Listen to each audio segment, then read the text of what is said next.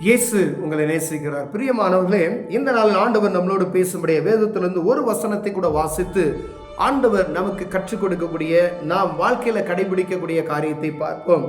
அது எபிரேயர் புஸ்தகம் 13வது அதிகாரம் 17வது வசனம் இப்படியாக சொல்லுகிறது: உங்களை நடத்துகிறவர்கள் உங்கள் ஆத்துமாக்களுக்காக உத்தரவாதம் பண்ணுகிறவர்களாய் விழித்திருக்கிறபடியினால் அவர்கள் துக்கத்தோடே அல்ல, சந்தோஷத்தோடே அதை செய்யும்படி அவர்களுக்கு கீழ்ப்படிந்து அடங்குங்கள். அவர்கள் துக்கத்தோடே அப்படி செய்தால் அது உங்களுக்கு புரோஜனமாய் இருக்க மாட்டாதே. எத்தனை அருமையான வார்த்தை பாருங்களேன். உங்களை நடத்துகிறவர்கள், ஆண்டவர் பாதையில் உங்களை நடத்துகிறவர்கள், உங்கள் போதகர்கள், உங்கள் மெய்ப்பர்கள், உங்களை நடத்துகிற ஆவிக்குரிய தகப்பன்மார்களுக்காய் நன்றி சொல்லும்படியாய் ஆண்டவர் விரும்புகிறார்.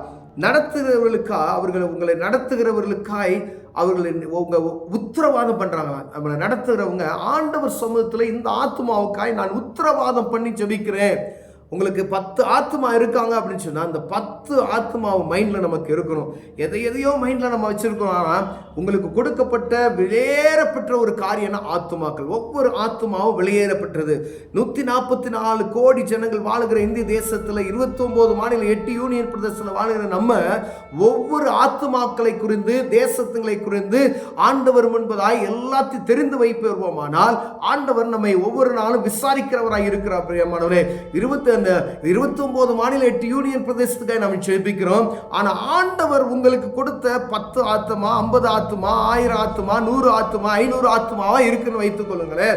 அந்த ஆத்மாவுக்கு நீங்க எவ்வளவு நேரம் கருசனை உள்ளவர்களா அதுக்கு நீங்க பொறுப்படுத்திருக்கிறீர்கள் என்று பார்க்கும்படி ஆண்டவர் நம்மளோடு பேசுகிறார். ஒரு ஆத்மாவுக்காய் நீங்க ஜெபிக்கிற நேரம் எவ்வளவு, அந்த ஆத்மாவுக்கு நீங்க கருசனை உள்ளவர்களாய் காணப்படுகிறீர்களா என்று பார்க்கும்படி ஆண்டவர் ஆத்ம பாரம் நிறைந்த ஒவ்வொரு ஊழியர்களை காத்து ஆண்டவர் கேட்கிற ஒரு கேள்வியாக கூட இதை வைத்துக் கொள்ளலாம். பிரியமானவர்களே, ஏன்னா உத்தரவாதம் கொடுக்கிறவர்களாய் அவருக்கு தான் இருக்கிறாங்க. ஞானஸ்தானம் கொடுத்த ஒரு ஆத்மானுக்கு, ஒரு சகோதரனுக்கு அந்த ஆத்மாவை குறித்தது எத்தனை கருசுனைகளா இருக்கிறோம். இது வழி தப்பி போகிறதா, இது எப்படி நல்வழி போகிறதா, எவ்வளவு, அதாவது ரொம்ப கடினமான ஒரு காரியம். அதாவது போதகர் வேலை என்பது, சபையை நடத்துகிறது என்பது கடினமான ஒரு வேலை. ஏன்னா அது ஒரு ஆத்மா ஒரு நல்லா இருக்கும், ஒரு ஆத்மா என்னச்சையும் தவ்வி குதிக்கும். அப்படிப்பட்டதான மனிதர்கள் ஒன்று முரட்டுத்தனமா நடக்கும். ஆனா ஆண்டவருக்கு உத்தரவாதம் பண்ணியிருக்கிறோம் என்று சொல்லப்படுகிறது. ஒவ்வொரு ஆத்மாக்களை குறித்து, ஒரு தனிப்பட்ட உங்க சபையில் இருக்கக்கூடிய ஆத்மாவுக்கு நீங்க தான் உத்தரவாதி. அது தப்பி போச்சுன்னா நம்மளுடைய நடத்தல் சரியில்லை அப்படின்னு தான் அர்த்தம். அப்ப ஆண்டவர் சமூகத்தில் அந்த ஆத்மாவுக்காய் உத்தரவாதம் பண்ணியிருக்கிறோம் என்பதை நாம் புரிந்து கொள்ளும்படியாய் ஒவ்வொரு ஆத்மாக்களை குறித்து கரிசனை உள்ளவர்களாய், அவருடைய குடும்பங்களை குறித்து, அவருடைய வேலைகளை குறித்து, அவருடைய நடக்கைகளை குறித்து ஆராய்ந்து பார்த்து அவர்களை சீர்படுத்தி ஸ்திரப்படுத்தி, சில முள்ளுல மாட்டியிருக்கும், சில சேற்றுல மாட்டியிருக்கும், அதை தூக்கி எடுத்து கழுவி அதை ஆண்டவர் சமூகத்தில் மீண்டுமாய் பரிசுத்தமாய் வாழ வைப்பதற்கு ஆண்டவர் நமக்கு கிருபையை கொடுத்திருக்கிறார். பிரியமானவர்களே, இப்படிப்பட்ட அன்பு இயேசு கிறிஸ்துவுக்கு மாத்திரம் இருந்ததை மாத்திரம் நம்ம அறிந்திருக்க முடியும். ஏன்னா ஒரு தனிப்பட்ட மனிதருக்கு ஆண்டவர் கடந்து சென்று அற்புதமான காரியத்தை செய்ய முடியுது. பரிதேமை ஒரு குருடன் வருகிறான், இயேசுவை நோக்கி பார்க்கிறான், ஆண்டவர் இறங்கி சுகம் கொடுக்கிறதை நாம் பார்க்க முடிகிறது. அதே போல பாவம் செய்கிற மனிதனுக்கு ஆண்டவர் சுகம் கொடுக்கிறார். இனி நீ பாவம் செய்யாதே என்று சொல்லி ஆண்டவர் என்ன செய்கிறார்? மீண்டுமா இந்த சகோதரன் மீண்டுமா ஒரு கண்ணில்லாத ஒரு சகோதரனுக்கு சுகத்தை கொடுத்து மீண்டுமாய் அவனை பார்க்க கடந்து செல்கிறார். இவர் தான் எனக்கு சுகம் கொடுத்தார் என்று அந்த சகோதரன் இயேசு அவரை நான் எப்படி விசுவாசிக்கணும் என்று கேட்கிற காரியங்களை நாம் பார்த்திருக்கிறோம். பிரியமான, அப்படி அவர் தான் அவனை ரட்சித்தவர் என்று ஆண்டவர் சொல்லுகிறதை பார்க்க முடிகிறது. உங்கள் நிமித்தம் ஒரு சகோதரனுக்கு சுகம் கொடுத்து விட்டால் அந்த சுகத்தை ஆண்டவர் கொடுத்தது நிமித்தமாய் அவனை சரியான பாதையில் நடத்துவதற்கு நாம் திராணியுள்ளவர்களாக இருக்கும்படியாக அழைக்கப்படுகிறோம். ஒருவேளை உத்தரவாதம் பண்ணாத ஆத்துமாக்களுக்கு ஒண்ணுமே செய்ய முடியாது. ஒன்று ஆவியில் அனலா இருப்பாங்க, புதிதாய் வந்திருப்பாங்க, அவங்களுக்கான உத்தரவாதம் நம்ம தான் கொடுக்கணும். அப்போ ஒவ்வொரு நாளும் அவர்களை வீடு சந்தித்து அவங்களை வாட்ச் பண்ணி அவங்களுக்கு போய் அது ஒரு பலமான, ஒரு நல்ல தரமான ஒரு ஆவிக்குரிய மனிதனாய் மாற்றுவது பயங்கரமான கடினமான காரியம். 20 வருஷம் 25 வருஷம் ஆனாலும் சரி, அவ்வளவு கடினமான காரியம். ஏன்னா முழுமையாய் ஒரு மனிதனை மாற்றுவதற்கு எவ்வளவு பிரயாசப்பட வேண்டும் என்பதை நாங்கள் அறிந்திருக்கிறோம். எங்களை வழிநடத்தி வந்தவர்கள் எங்களுக்காக பிரயாசப்பட்டதை நாங்கள் புரிந்திருக்கிறோம். எங்களுக்காக நேரம் செலவு விட்டப்பட்ட நேரங்களை நாங்கள் நினைத்து ஆண்டவருக்கு நாங்கள் நன்றி சொல்லுகிறோம். அப்படிப்பட்டதான ஊழியக்காரர்களே ஆண்டவர் இன்றும் தேடி அலைந்து கொண்டிருக்கிறார். பிரியமானவர்களே, அது மாத்திரமல்ல, ஊழியர்கள் இவர்களுக்காய் பிரயாசப்படுகிறார்கள், உத்தரவாதம் பண்ணியிருக்கிறார்கள் என்று வேதம் சொல்லுகிறது. அதே போல பாருங்க, அவர்களுக்கு கீழ்ப்படிந்து அடங்குங்கள். சந்தோஷத்தோட, அவர்கள் துக்கத்தோட அல்ல, சந்தோஷத்தோட அதை செய்யும்படி அவர்களுக்கு கீழ்ப்படிந்து அடங்குங்கள். ஆண்டவருடைய பிள்ளைகள் ஆகிய விசுவாசியாக இருக்கக்கூடிய எல்லா மக்களுக்கும் ஆண்டவர் சொல்லுகிறார், நான் விசுவாசி என்று சொல்லிக்கொண்டு கீழ்ப்படியாதபடி, அடங்காதபடி, ஒரு இடத்துல அடங்கி இருக்காதபடிக்கு நாம் எப்படி வேணாலும் மனம் போன போக்கில் வாழலாம். நம்மளை நடத்துகிறவருக்கு அவர்கள் சொல்லுகிற வார்த்தைகளுக்கு கீழ்ப்படியாதபடி நடப்போமே என்றால் அவர்கள் நமக்கு உத்தரவாதம் பண்ணியிருக்கிறாங்க. அவங்க சொல்லுகிறது சத்தத்துக்கு செவி கொடுக்காதபடி இருப்போம் என்றால் அதுல ஒரு பிரோஜனமும் இல்லை. ஆண்டவர் எப்படி நம்மளை ஆசீர்வதிக்க முடியும்? இல்ல வேதம் சொல்லுகிறது, அது உங்களுக்கு பிரோஜனமாய் இருக்க மாட்டாதே. ஒரு பிரோஜனம் இருக்காது. நமக்காண்டி ஊழியர்கள் உத்தரவாதம் பண்ணி ஜெபிக்கிறாங்க. நம்ம நல்லா இருக்கணும், அவங்க உபவாசம் பண்ணி ஜெபிக்கிறாங்க. ஆனா நம்ம எப்படி வேணாலும் ஜாலியா போயிட்டு அது ஒரு சொல்லுகிற வார்த்தைக்கு செவி கொடுக்காதபடிக்கு மனம் போன போக்குல போனா ஒரு ஆசீர்வாதத்தை நம்ம பார்க்க முடியாதா? ஒரு பிரோஜனம் இல்லை என்று ஆண்டவர் வேதம் எழுதி இருக்கிறது. பிரியமானவர்களே, அவங்க சந்தோஷத்தோடு அதை செய்யணும்.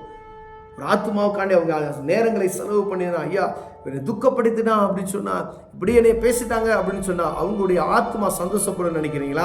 ஆண்டவர் அதனால அந்த ஆத்மா நமக்காய் உத்தரவாதம் பண்ணியிருக்கிற ஆத்மா சந்தோஷத்தோடு நமக்கு ஜெபிக்கும்படியாய், நம்மளை நடத்தும்படியா அவங்களுக்கு இருதயத்தில் நல்ல சந்தோஷம் இருக்கணும். அப்படி இருக்கும் பொழுது ஆண்டவர் என்ன சொல்ல, நம்ம ஆசீர்வதிப்பேன் என்றார். துக்கத்தோடு அவர்கள் செய்தார்களா, அவங்களுக்கு நீங்க கீழ்ப்படியாம நடந்தீங்க அப்படின்னு சொன்னா அதுல ஒரு பிரோஜனம் இல்லை என்று வேதம் சொல்லுகிறது. பிரியமான, அப்படின்னா ஆண்டவருடைய சத்தத்துக்கு கர்த்தருடைய பிள்ளைகள் உங்களை நடத்துகிற போதகர்களுக்கு, மெய்ப்பர்களுக்கு, அவங்க நம்மளை எப்படி நடத்துறாங்களோ அதுக்கு கீழ்ப்படிந்து நடுங்கும்படி ஆண்டவர் இந்த நாள் பிரயாசப்படுகிறார். பிரியமானவர்களே, ஆண்டவருடைய வார்த்தைக்கு செவி கொடுத்து நடக்கணும். ஒருவேளை இது எப்படி அடங்கி நடக்கணும் அப்படின்னா வேதத்துக்கு அடங்கி நடக்கணும். அவங்க நமக்கு கற்றுக் கொடுக்கிற வேத வசனங்களுக்கு கீழ்ப்படிந்து நடக்கணும். நீ இப்படிலாம் நீ இந்த மாதிரி தப்பு செய்யாத, இப்படி பாவம் பண்ணாத, இந்த மாதிரி காரியத்தை நீ செய்யாத, இது ஆண்டவருக்கு பிரயோஜனம் இல்லாத காரியம், இது ஆண்டவருக்கு விருப்பம் இல்லாத காரியம் என்று நமக்கு சொல்றாங்க. பார்த்தீங்களா? அந்த வார்த்தைகளை, நல் வார்த்தைகளை பிடித்துக் கொண்டு அதன்படி நடக்கும் பொழுது அவர்களுக்கும் ஆசீர்வாதம், உங்களுக்கும் அது ஆசீர்வாதம். ஒருவேளை இதெல்லாம் விட்டுட்டு அவங்க சொல்லுகிற சில காரியங்கள், ஒருவேளை உதாரணத்துக்கு ஒரு காரியத்தை சொல்லியிருப்பாங்க, அதை பிடித்துக் கொண்டு இல்ல மாறுபாடான உபதேசம் எங்கேயாவது வந்திருக்கிறோம், அதை பிடித்துக் கொண்டு ஓட வேண்டும் என்றால் அதுலயும் பிரயோஜனம் இல்லாத காரியமாகிவிடும். ஒருவேளை நம்மளை நடத்துகிற எப்படி நடத்துறாங்க என்று பார்க்கணும்னா வேதத்தை வாசித்து அதன்படி நாம் அதை புரிந்து கொண்டால் மாத்திரமே நம்மை நடத்துறவர்கள் சரியாய் நடத்துறாங்களா இல்லையா என்பதை பார்க்க முடியும். அப்ப தனிப்பட்ட ஒவ்வொரு விசுவாசி என்று அழைக்கப்படுகிற ஒவ்வொரு வேத புத்தகத்தை தெளிவாய் வாசித்திருக்க வேண்டும். அனுதினம் வேதம் வாசிக்கணும், அனுதினம் ஜெபிக்க வேண்டுமோ, ஒவ்வொரு நாளும் தேவ சமூகத்தில் உட்கார்ந்து மணிக்கணக்காய் அவர்களுக்காண்டி ஜெபிக்கிறவர்களாய் காணப்பட வேண்டும். பிரியமானவர்களே, அப்பதான் வேத வசனம் நமக்கு தெரியும், போதிக்கிறவர்கள் நமக்கு என்ன போதிக்கிறாங்க நமக்கு தெரியும், அவங்களுக்கு கீழ்ப்படிந்து நடங்கக்கூடிய அந்த காரியம் நமக்கு தெரியும். எல்லாமே நம்ம கையில தான் இருக்கு. ஆசீர்வாதமும் சாபமும் நம்ம கையில இருக்கு. அப்போ ஊழியர்களுக்கு அடங்கி அவர்களுக்கு செவி கொடுத்து நடக்கணும். அப்படி நடக்கும் பொழுது நமக்கு ஆசீர்வாதம். அவங்க வார்த்தைக்கு செவி கொடுக்காதபடி நம்ம இருப்போம், ஏன்னா அது ஆசீர்வாதமே இல்லை என்று ஆண்டவர் சொல்லுகிறார். அதே போல நடத்துகிறவர்கள் அவர்களுக்கு விலைக்கிரயம், ஆண்டவராய் இயேசு கிறிஸ்து நமக்கு விலைக்கிரயம் செலுத்தியிருக்கிறார். சபையில் இருக்கக்கூடிய ஒவ்வொரு ஆத்மாக்கும் அங்கு நடத்துகிற அந்த போதகர் விலைக்கிரயம் செலுத்தியிருக்கிறாராம். அவர் தான் பொறுப்பு. உக்ரான கணக்கு அப்படின்னு சொல்லப்படுகிறது. அப்ப எவ்வளவு நம்ம பாருங்களேன், ஆத்துமாக்களுக்காக உத்தரவாதம் பண்ணுகிறவர்களாய் விழித்திருக்கிறவர்களாய் அவர்கள் துக்கத்தோட அல்ல சந்தோஷமாய் நடத்தும்படியாய் எவ்வளவு ஜாக்கிரதையா இருக்கும்படியா ஆண்டவர் நம்ம விரும்புகிறார். ஒருவேளை நம்ம குறைச்சல்வர்களாய் இதுல காணப்பட்டோம்னா தேவ சமூகத்தில் அர்ப்பணித்த ஆசீர்வாதத்தை பெற்றுக்கொள்ளும். இயேசுவின் நாமத்தில் பிதாவே, ஆமென்.